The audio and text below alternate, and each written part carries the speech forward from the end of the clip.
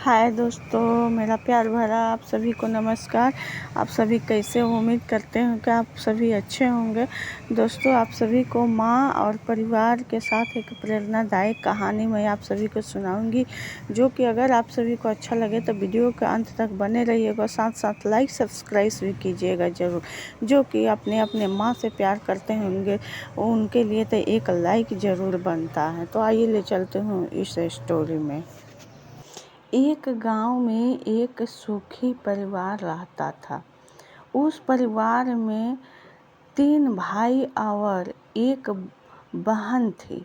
उनके माँ बाप उन चारों से बेहद प्यार करते थे, मगर बीच वाले बेटे से थोड़ा परेशान थे, क्योंकि बड़ा बेटा पढ़ लिख कर डॉक्टर बन गया और छोटा बेटा भी पढ़ लिख कर इंजीनियर बन गया था।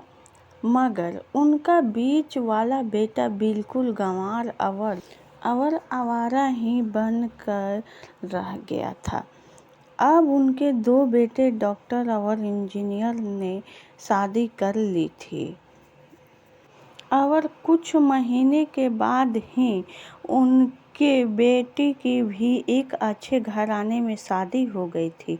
मगर बीच वाला बेटा अभी भी कुंवारा ही था, क्योंकि वो बिल्कुल अनपढ़ और कहीं पर मजदूरी का छोटा सा काम करता था।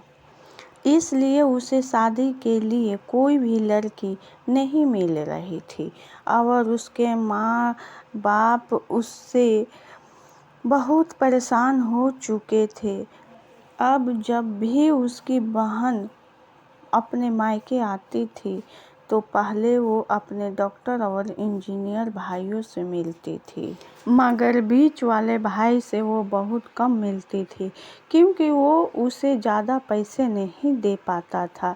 लेकिन फिर भी वो अपनी बहन से बहुत प्यार करता था। अब उनके पिताजी के बीच वाले बेटे की शादी किए बिना ही मृत्यु हो गई। उनकी माँ ने सोचा कहीं अब किसी के मुंह से बंटवारे की बात न निकले, इसलिए अपने ही गांव की एक सीधी साधी लड़की से अपने गंवार लड़के की शादी करवा दी। शादी होते ही न जाने क्या हुआ। अब उसका अनपढ़ बेटा पूरा मन लगाकर काम करने लगा और पहले से कहीं ज़्यादा मेहनत भी करने लगा। अब तो उसे कोई भी दोस्त बुलाने आता तो वो उसे यही कहता था कि भाई, पहले तो मैं जैसे तैसे अकेला काम कर कर खा लेता था, अगर अब मेरी शादी हो गई तो मुझे अपनी पत्नी के लिए भी काम करना पड़ता है और कल को आने वाले बच्चों के लिए भी तो कुछ जोड़ना ही पड़ेगा। इसलिए दोस्त, अब मैं तेरे साथ नहीं घूम सकता। अब ये कहकर उसका गंवार लड़का सीधा अपने काम पर निकल जाता है।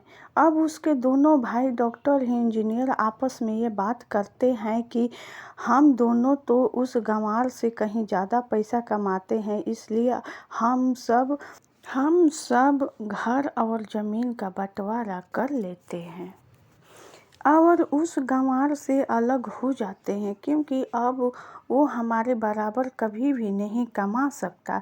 इसलिए उन दोनों भाइयों ने अपनी माँ के लाख मना करने के बावजूद भी बंटवारे की तारीख तय कर दी और उन्होंने अपनी बहन को भी बुलवा लिया और अपने गंवार भाई से भी कह दिया कि आज तुम अपने काम पर मत जाना, क्योंकि हम सब आज घर और ज़मीन का बंटवारा करेंगे।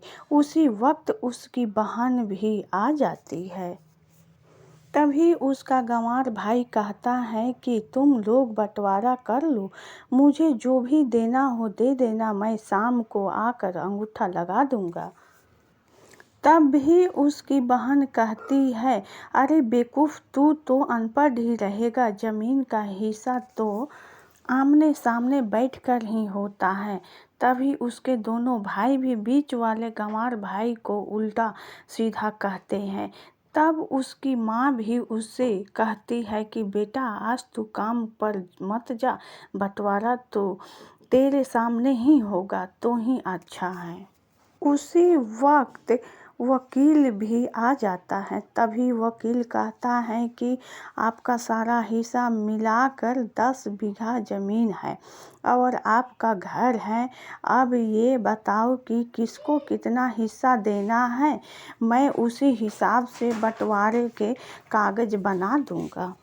उसी वक्त उनका गंवार भाई कहता है कि वकील साहब 5-5 बीघा मेरे दोनों भाइयों के नाम लिख दो और ये जो हमारा मकान है ये मेरी प्यारी बहन के नाम कर दो। तभी उसके दोनों भाई और बहन पूछते हैं कि और तू हिस्से में क्या लेगा। तभी उनका गंवार भाई कहता है कि मेरे हिस्से में मेरी प्यारी माँ है ना। और तभी वो अपनी पत्नी की तरफ मुस्कुराते हुए कहता है कि क्यों मेरी प्यारी पत्नी, क्या मैंने गलत कहा का। उस गंवार की पत्नी अपनी सास से लिपट कर कहती है कि माँ से बड़ी वसीयत क्या होगी मेरे लिए। और उसी वक्त उसका गंवार पति भी अपनी माँ से लिपट जाता है। गंवार बेटे बहू से इसी प्यार ने ज़मीन जायदाद के बंटवारे को एक सन्नाटे में बदल दिया। तभी बहन अपने गंवार भाई के गले लगाकर रोते हुए कहती है कि माफ़ कर दो भैया, मैं आपको समझ नहीं सकी। तभी उसका भाई कहता है कि मेरी प्यारी बहन, इस घर में जितना अधिकार हमारा है उतना ही अधिकार तेरा भी है। और रही बात बंटवारे की, तो बंटवारा नहीं करने से हमारा जीवन रुक तो नहीं जाएगा। क्यों करते हैं हम बंटवारे? क्या हम एक साथ मिलकर नहीं रह सकते जैसे हम बचपन में मिलकर रहते थे? एक साथ मिलकर रहने को ये ही तो कहते हैं एक अच्छा परिवार। और उस अच्छे परिवार को संभालती है एक माँ। तभी उसके दोनों भाई भी बहुत शर्मिंदा होते हैं और वो बंटवारे के सभी कागज़ फाड़ कर फेंक देते हैं। और उस दिन से उनका परिवार ये पूरा एक साथ खुशी खुशी के साथ ही रहने लगा। परिवार इसी को कहते हैं दोस्तों। तो उम्मीद करते हैं कि आप सभी को ये कहानी अच्छा लगा हो, तो एक लाइक सब्सक्राइब ज़रूर कीजिएगा दोस्तों, ताकि मैं इस तरह का वीडियो ढेर सारा ला सकूं आप सभी को। और ऐसा वीडियो से आप सभी को कुछ सीखने को ही मिलेगा और अच्छी कहानी सुनने को भी मिलेगा। तो दोस्तों भूलना मत, एक लाइक ज़रूर कर दीजिएगा। थैंक यू दोस्तों, फिर मिलेंगे नेक्स्ट वीडियो में।